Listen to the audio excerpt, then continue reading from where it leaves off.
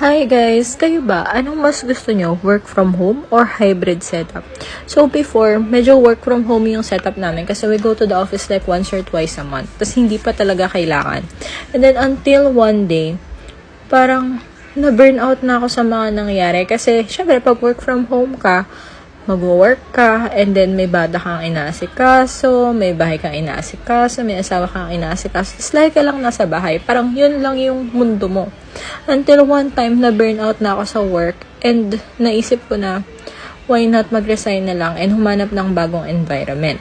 So, nakalipat ako ngayon sa work ko, which we do 8 times a month, RTO, or we go to the office 8 times a month. And then until nun, parang hindi ko alam, dahil bago ko sa work, undi-undi na parang humaba yung pasensya ko sa mga bagay, mas naging magaan yung pakiramdam ko, mas nagkaroon ako ng self-care sa sarili ko. Kasi syempre, bago ka pumasok, kailangan mo asikasuhin yung sarili mo.